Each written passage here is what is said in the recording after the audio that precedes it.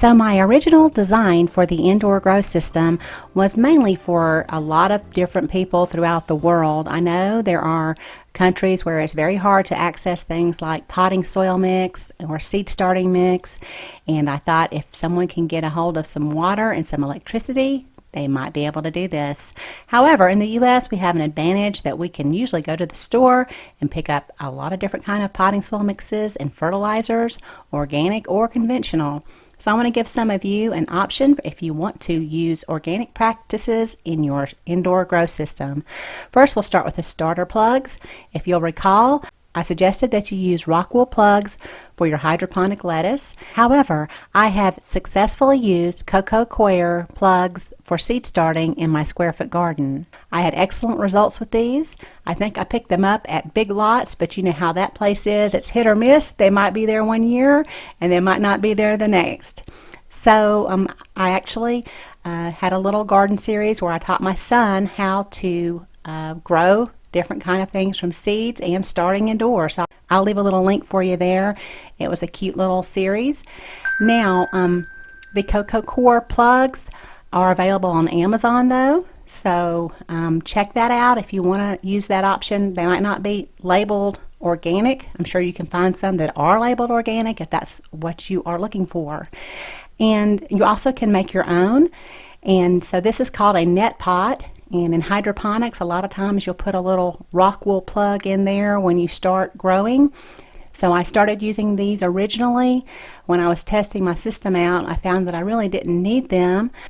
But if you want to make your own Coco Coir plugs, some way to get your starts going, you could just take a little plastic cup, a very small one, about a 2-ounce plastic cup.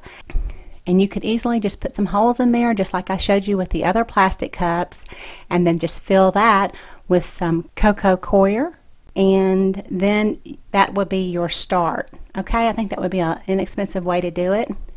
Okay, so the second thing we'll want to look at is what to grow it in. I love these little rocks. They're nice and clean, but I know it might not be for everyone. So let's take a look at some things that you could easily find at home improvement stores, even pet stores.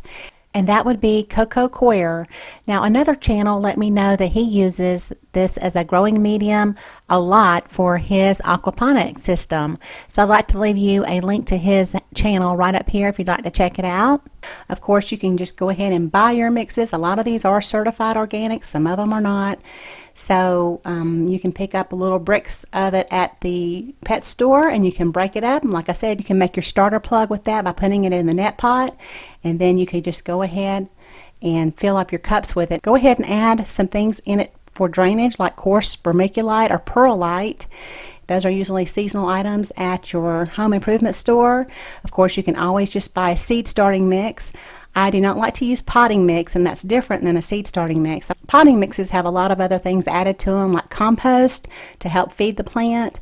And I really like just the cleaner things, something like just peat moss with a little bit of perlite or coarse vermiculite in it when I'm growing indoors. Okay.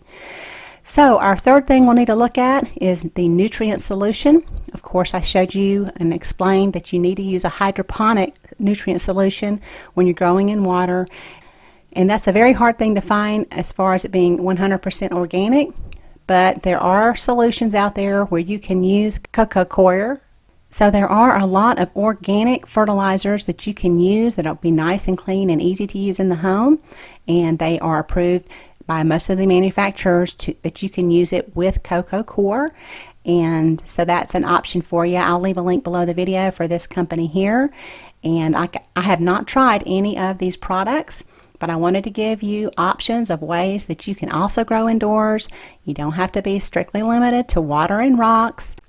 And of course, it's very easy to find now. I think I bought this at Lowe's Home Improvement Store. It's just an organic fertilizer. You certainly can give that a try as well. So there's just some options. I typically don't do videos like this. I don't like to show something that I haven't actually tried myself, but I know there's going to be some questions about this.